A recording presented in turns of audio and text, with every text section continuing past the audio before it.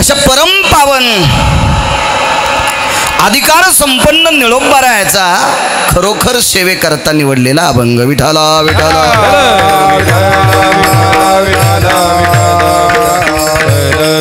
एरवी मी बाहेर कीर्तन करत असताना प्राप्त प्रसंगी म्हणतोय, पण आज खरोखर सेवेकरता विठाला विठाला विठाला. कारण बाकीचे कीर्तन करत असताना जर सेवेकरता अभंग निवडा असं जर म्हणलं तर यम इतका हानीन, इंच भर जागा ठोचा नाही लाल करायची. विठाला विठाला विठाला. क्षेत्रावरची सेवा आहे. या अभंगाद्वारे निळोबाराय नमूद करतात की मी संतांचा महिमा किती प्रतिपादित करू, काय वर्णू काय वानू, किती वर्णन करू. याचा अर्थ असा नाही सज्जनांनो की निळोबारायला संतांचा महिमा वर्णन करत असताना कंटाळा आलाय. नाही, मुळीच नाही, मुळीच नाही. याचा अर्थ असा पण नाहीये की निळोबारायला संतांचा महिमा वर्णन करता येत नाही, असाही नाही, आणि वर्णन करण्याचा कंटाळा आला हेही नाही. कारण महिमाच इतका मोठा आहे की तो वर्णनच करणं होत नाही. तोच संतांचा महिमा आहे.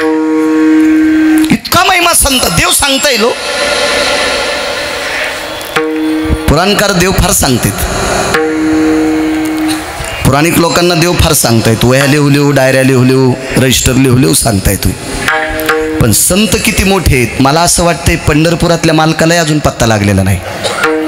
संत मोठी आहेत ही मालकाला माहिती आहे, पण किती मोठे आहेत, संतांकडे सुख किती आहे, त्यांचं वैभव किती मोठं आहे, त्याचा अधिकार किती मोठा आहे, हे अजून पंढरपुरातल्या मालकाला मुळापर्यंत जाता आलं नसेल.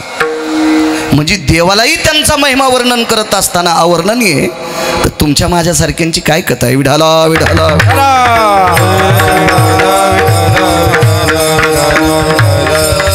मी किती वर्णन करू म्हणणारे निळोबाराय तुमच्या माझ्यातले कीर्तनकार नाहीत.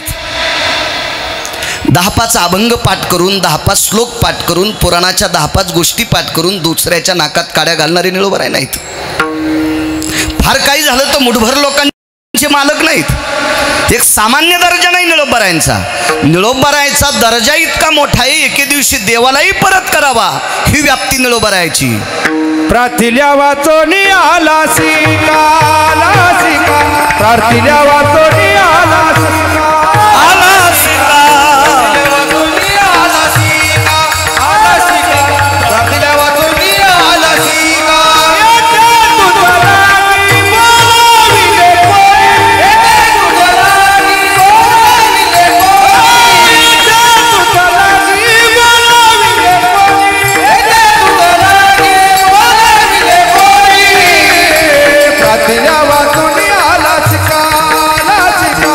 प्रार्थिल्या वाचोनी आला सिका, प्रार्थिल्या वाचोनी आला सिका, प्रार्थिल्या वाचोनी आला सिका. देवाला म्हणावं. आजची पंगत गोरे गुरुजी तुमच्या संस्थेत शिकलेले विद्यार्थी आदरणीय डॉक्टर साहेबांची आहे. ठीक आहे, त्याबद्दल काही दुमत नाही. पण आपल्याला एखाद्या माणसानं जर मदत केली असेल तर आपल्याला त्याच्यासमोर मनानं वाकावं लागतंय. मनानं वाकावं लागतंय. एखाद्या माणसाकडं मनानं त्या व्यक्तीला वाकावं लागतंय. विश्व ज्याच्या ताब्यात आहे त्याला जगाचा बाप म्हणतात. तो लक्ष्मीचा पती आहे. हिनं कोणाला सोडत नाही लक्ष्मीनं.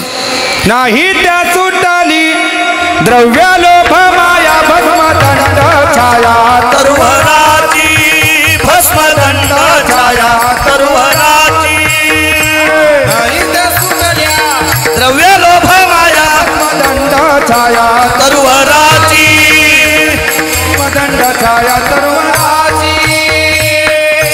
एखाद्या वेळेस नादात आल्यावर आमची लोक लक्ष्मीच्या विरोधात कीर्तन करतात. नादात आल्यावर करतात लोक. पण पैसाच आवडत नाही असा मला तरी माणूस दिसला नाही. ऐसा कोण आहे दयावर, ऐसा कोण आहे दयानावडे, कन्या पुत्र घोडे दाराधन, दाराधन, कन्या पुत्र घोडे दाराधन. कोण आहे दयानावडे, ऐसा कोण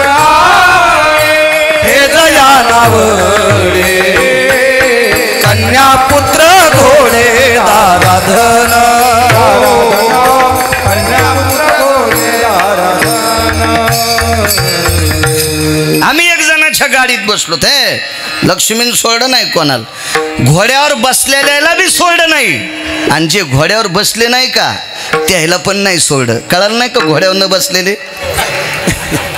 घोड्यावर बसलेल्याची मला चेहरेच कळत आहेत, वरखुंडे हाणलेले. हो, पण घोड्यावर जे बसले नाही का ते आपण भेटायला लक्ष्मीनं सोडलं नाही, सोडीतच नाही ती. भस्मदंड छाया तरुवराची. आणि या लक्ष्मीचा मालक आलाय, लक्ष्मीचा मालक. एका गाडीत बसलो, मी लहान होतो त्यावेळेला, आता थोडाच मोठा आहे, आता उलटा लहान झालो. वयातले वय कमी झालं, वर्ष कमी झाले ना, आता कमी झालं आयुष्य. त्या गाडीत बसलो तर त्या गाडीत बऱ्यापैकी त्या काळातले ते बऱ्यापैकी आम्ही त्याला मानित होतो, असे आदरणीय हबप होते ते. आणि मग त्यांच्या गाडीत बसलो तर मग आम्ही कीर्तनाला जिथं चाललो त्या कीर्तनात एक इनेकरी येणार होते, आणि त्या इनेकऱ्याने रस्त्यात हात दिला. मी म्हणलं हे मागच्या वेळेस आपल्या कीर्तनात होते. ड्रायव्हरला म्हणले चलू दे रे, गाडी दामटिली. आणि पुढे गेल्यावर एका पाटीवर काही लोकांनी गाडी दिसल्यावर नुसतं या या नुसतं असं केलं. 140ची स्पीड होती गाडीला. आम्ही ज्यांना मानित होतो ते ड्रायव्हरला म्हणले गाडी थांबव ना मूर्खा, तुला अक्कल आहे का? गाडी इतक्या वेगात थांबली, 70 रुपयाचे टायरच घासले, म्हणजे घासले ना ते. पण गाडी याच्याकरता थांबली, जे जा म्हणले होते ते पाया पडून आमच्या आदरणीय व्यक्तीला 500 रुपये दिले. मला काही चेष्टा करायची नाही. 500 रुपये देणाऱ्यासाठी 120च्या स्पीडची गाडी थांबती. कशासाठी माहिती आहे का? फक्त लक्ष्मीसाठी. आणि इनेकरी काही देणार नव्हतं ना, त्याच्याकरता थांबत नाही. जाऊ द्या, काय त्यांच्या मनाची कृती असेल ते असू द्या, पण मला एक म्हणायचं की पैसा त्यांना पण आवडत होता. 500 रुपयासाठी 70 रुपयाचा लॉस केला, फायद्यातच राहिले तरी पण ते 430 रुपये पदरात पडले ना. पण जर तितक्या वेगात जर मागून गाडी असती कोणाची तर किती आदळली असती, किती भुडकी उतानी झाली असती. भुडकी उतानी हा शब्द मराठवाड्यातला, इकडचा कळायचा नाही. विठाला विठाला विठाला विठाला. जीव मुठीत धरून गाडी थांबवली फक्त गोरेकर गुरुजी 500 रुपयासाठी, 500 रुपयासाठी. आणि पुढे कोण आला तंगळोबर आहे पुढं? लक्ष्मीचा मालक. नुसता लक्ष्मीचा मालक नाही, राहिली हमता मग कोठे, राहिली हमता मग कोठे, राहिली हमता मग कोठे. वृक्षाचे पाने आले ज्याची सत्ता, आली ज्याची सत्ता, आले ज्याची सत्ता, आली ज्याची सत्ता. राहिली हमता मग कोठे, राहिली हमता मग कोठे, राहिली हमता मग कोठे. झाडाचं पान ज्याच्या सत्तेशिवाय हालत नाही त्याला जगाचा बाप म्हणतात. वारीला निघायच्या अगोदर 2 दिवसापासनं एका निष्ठावंत वारकऱ्याची चर्चा होती. महाराज, हे वातावरण असं वारीत राहू नये हो. सर्वसामान्य गोर गरीब वारकऱ्याची लय फजिती होती. 2 दिवस सकाळी सूर्योदय झाल्यावर 8 वाजता पण रस्त्याने गाड्या चलिता येत नव्हत्या. इतकं धुकं, बारीकशी आर्द्रता, कुठे मोठे पाण्याचे थेंब, कुठे कुठे साजूकशा मोत्यासारख्या गारा पण पडल्या. गारांचं वर्णन इतकं गोड नाही करायला पाहिजे, त्या बेट्या नुकसान करीत असत्यात. तर त्या अशी परिस्थिती तर त्या वारकऱ्यानं सहज मन व्यक्त केलं, महाराज लय गोरगरीब वारकऱ्यांची, त्याच्यापेक्षा निष्ठावंत वारकऱ्यांची फार बेजारी होती हो. मग मला सांगा, त्या वारकऱ्याचा शब्द विटेवरच्या मालकानं ऐकला असेल. आणि या माऊली महावैष्णव ज्ञानोबाऱ्यांच्या दरबारात, माझ्या या समाधीधन मालकांच्या दरबारात वातावरण गोड ठेवलं. कोणाची ताकद आहे? ती मालकाची ताकद आहे. आणि एवढा मोठा मालक, याच्या पलीकडे सांगू का, तुम्ही इतक्या निमूटपणे इथे गोडशे बसले बघतात गिरगावच्या बाळूला. मी सुद्धा तुमच्याकडे बघून बोलतोय. हे कोणी माहिती आहे का बोलायला लावणारा आणि ऐकायला लावणारा? ते कवी ऐकवी एक नारायण, दयाचे भजन तुकू, दयाचे भजन, दयाचे भजन चुकू नको.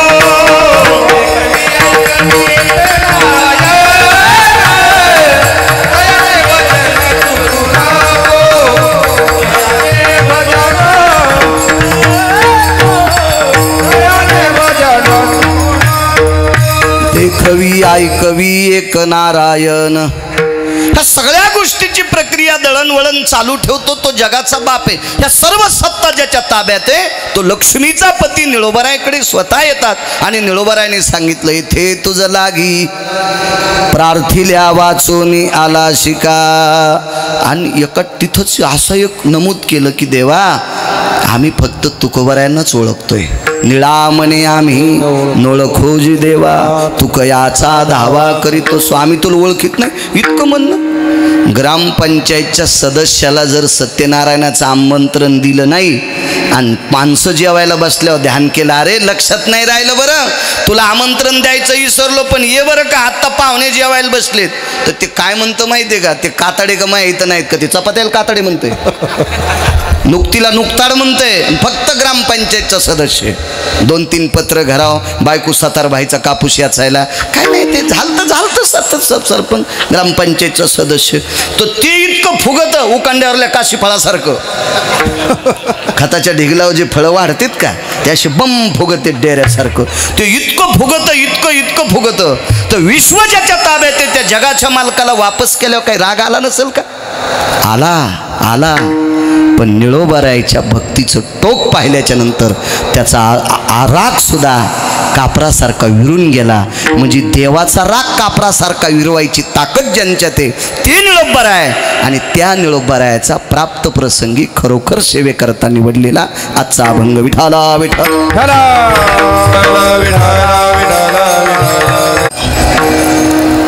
हा वारी प्रसंग समाधी सोहळा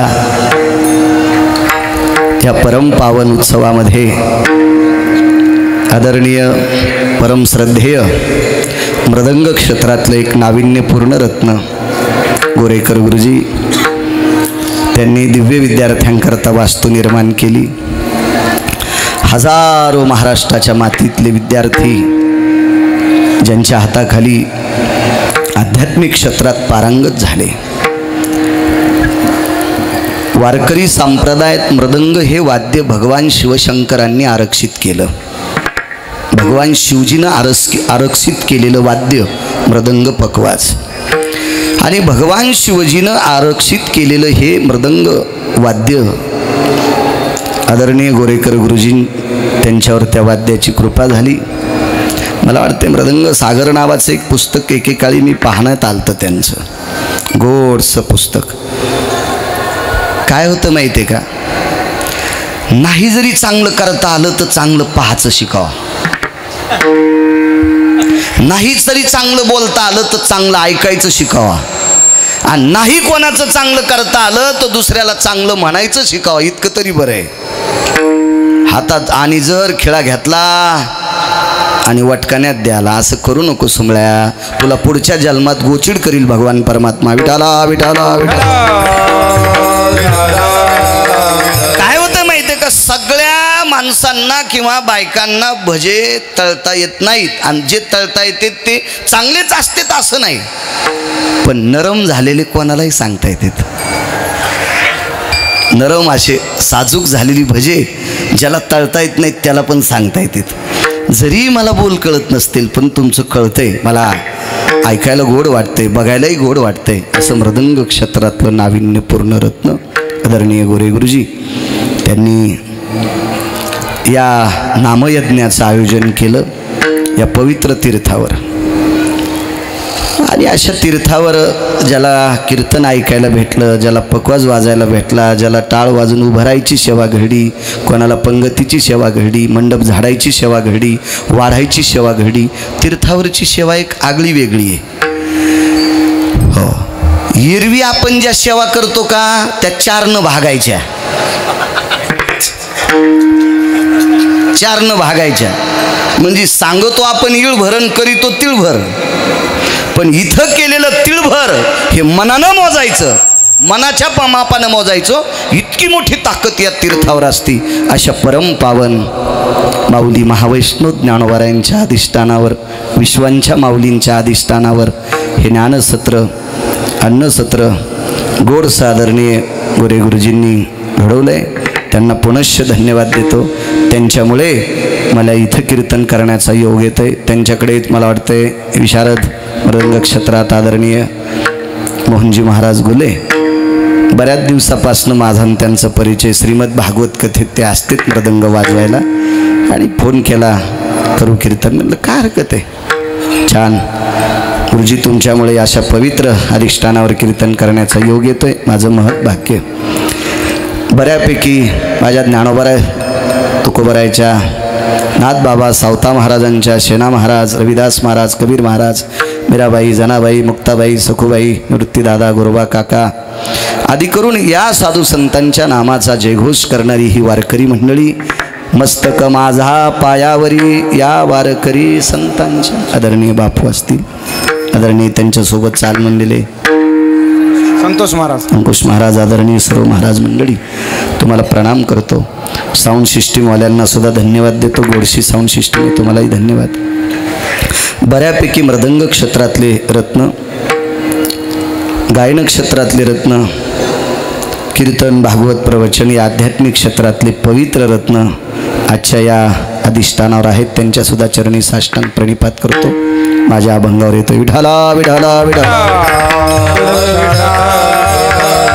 ज्या निळोबारायांनी देवाला सुद्धा परत करावं, म्हणजे राग नव्हता. मला असं वाटतंय देवाला परत याच्याकरता केलं असेल की ते तुकोबारायाच्या नामाची साधना करत असताना देव आल्याच्या नंतर त्यांना व्यत्यय येत असेल. कारण देव आल्याच्या नंतर असं त्यांना काहीतरी अडचण येत असेल म्हणून सांगितलं असेल, देवा आता काही गरज नाही ना, तुम्ही कशाला आलात, तुम्ही तुमचं काम करा. प्रार्थिल्या वाचोनी आला शिका. एवढा मोठा जगाचा बाप, यांनाही या अधिकारानं बोलावं, त्या अर्थी निळोबारायचा अधिकार किती मोठा असेल. आणि त्यांनी म्हणावं काय त्यांचा महिमा वानो वारंवार, मी किती वर्णन करू. मग निळोबारायचा एवढा अधिकार असताना जर ते असं म्हणत असतील तर गिरगावचा बाळ्या किती पिटला हाटीन, मला काय सांगता येणार आहे. हरिनामानं विश्व ढवळून काढलेले देहूतले मालक, त्यांनी म्हणावा कायवानो आता न पुरे वाणी, कायवानो आता न पुरे वाणी, मस्तक चरणी ठेवितसे, चरणी ठेवितसे, मस्तक चरणी ठेवितसे. कायवानो आता न पुरे वाणी, मस्तक चरणी ठेवितसे. किती अधिकार मालकांचा. पण त्यांनी पण म्हणावं मी संतांचं किती वर्णन करू, माझी वाणी अपुरी पडते, त्याच्याकरता त्यांच्या पायावर डोकं ठेवणं हे उचित मानतोय. त्यांची भेटीची आर्त ब्रह्मादिका, ब्रह्मादिक देवांना सुद्धा ही लोक आवडतात. पूज्य सकळ लोका विश्वा झाले. कर्मकांडामध्ये जर यज्ञ असेल, मग तो नवरात्रीतला हवन असेल, ग्रामजोशी पुढे बसेल, तो वास्तूचा हवन असेल, नवचंडी असेल, शतचंडी असेल, रुद्रस्वाहाकार असेल, तर सर्व देवतेला आमंत्रित करतात. पण कर्मकांडामध्ये 19 देवता सर्वात शेवटी बोलवतात. कारण ह्या 19 देवतेने चुका केल्या, त्याच्यातला 33 कोटी देवांचा राजा एक देव, त्याचं नाव इंद्र. आणि ब्रह्मदेव सृष्टीचे निर्माणकर्ते जरी असतील, कुलाल हाडाचा, बापचा आढाचा, अखंड मडके घडी तोरे, हे 3.5 हाताचे घर तयार करायचा कारखाना सत्यलोकाचे मालक विधाता यांच्याकडे जरी असेल, तरी पण त्या 19व्या यादीमध्ये विधात्यांना सुद्धा घातलंय.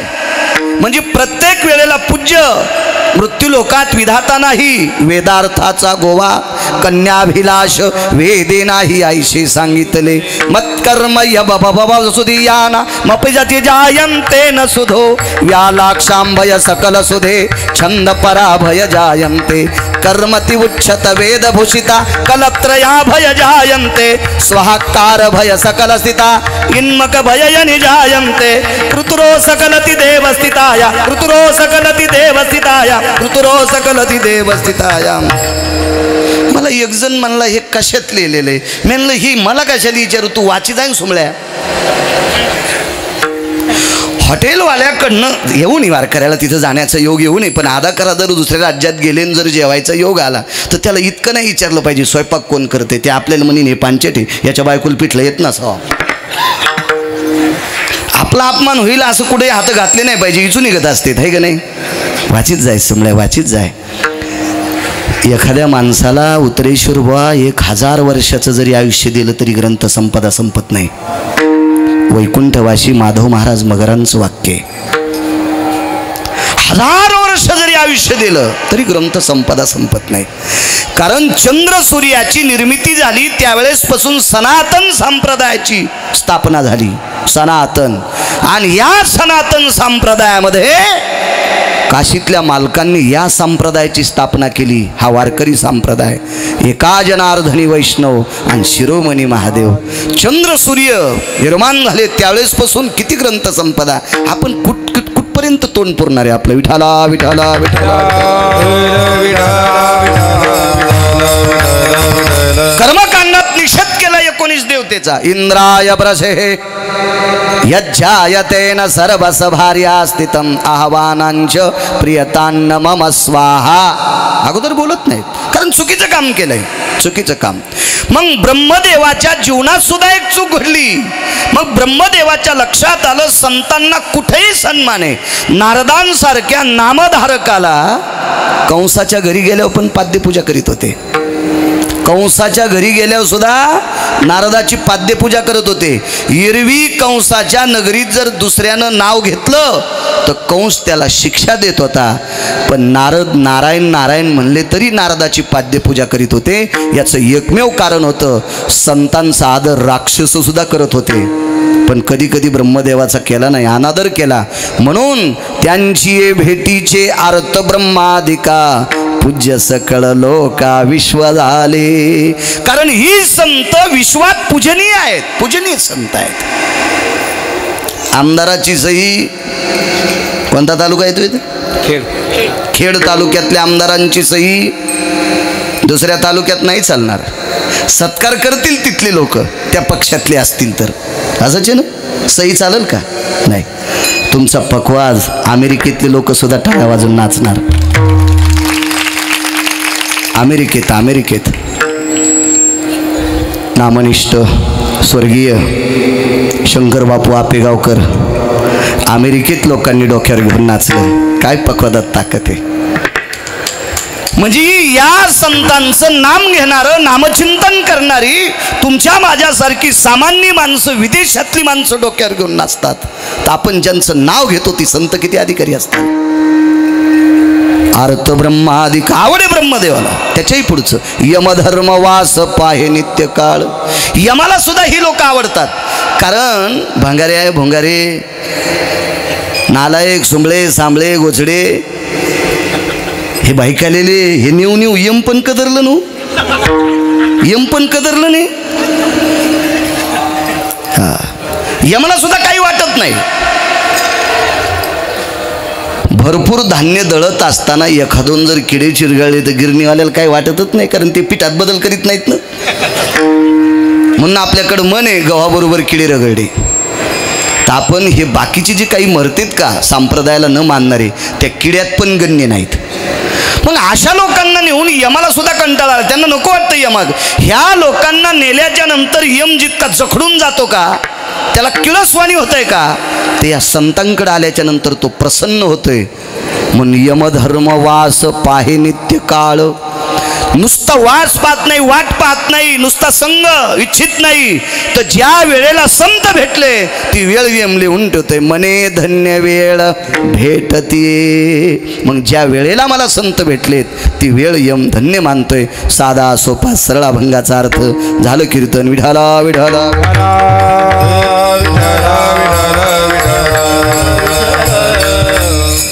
समाधी उत्सव चालू आहे. आपण ज्या पवित्र नगरीत आहोत, या नगरीत कालच्या सप्तमीपासून तर आमोशापर्यंत अशी देवताच नाही की ती देवता आळंदीत येत नाही. कालची सप्तमी तर आमोशा नियम आहे यात्रेचा, उद्याच्या आमोशापर्यंत. खरी यात्रेचा हा प्रसंग. असं एक पृथ्वीवर एक स्थळ आहे, ते स्थळ म्हणजे अलंकापूर. ह्या एवढ्या सप्तमी ते अमावस्यापर्यंत स्वर्गात अशी देवताच नाही. काय त्या देवतेची मायवेली, त्याला इथे याचा कंटाळा येतोय. त्या प्रत्येक देवतेला इथं कोणी आणत नाही, त्या देवतेला यावं वाटतंय. म्हणजे कोण्याही देवाचा जरी भक्त असेल ना, कोण्याही देवाचा भक्त, त्यानं या एवढ्या दिवसात अलंकापुरात आळंदीत आला की त्याला त्याच्या आवडत्या देवाची पायधूळ त्याच्या अंगावर पडते. एखाद्या वेळेस तो देव कुठे असेल त्याला सापडणं शक्य नाही, तो त्याच्या भटकंतीत देवता असेल. पण एवढ्या अवस्थेत इतक्या कालामध्ये प्रत्येक देवता आळंदीत हजर आहे. म्हणजे तो कोण्याही देवाचा जरी उपासक असेल, गणपतीचा असेल, जगदंबेचा असेल, काही एखाद्या तीर्थाचा असेल, हे सर्व तीर्थ सर्व देवता या ठिकाणी हजर होतात. म्हणजे त्याचीही मनोकामना पूर्ण करण्याची ताकद या मातीत आहे. या मातीचे मालक माऊली महावैष्णव ज्ञानोबा आहे. तो उत्सव चालू आहे. महिमा सांगतो. एकदा माऊली महावैष्णव ज्ञानोबा तीर्थयात्रे करता निघाले. काय त्यांचा महिमा सांगतोय. तीर्थयात्रे करता निघाले. गेलं पाहिजे यात्रेला. यात्रेला गेल्यावर माणसाचा अहंकार संपत असतो.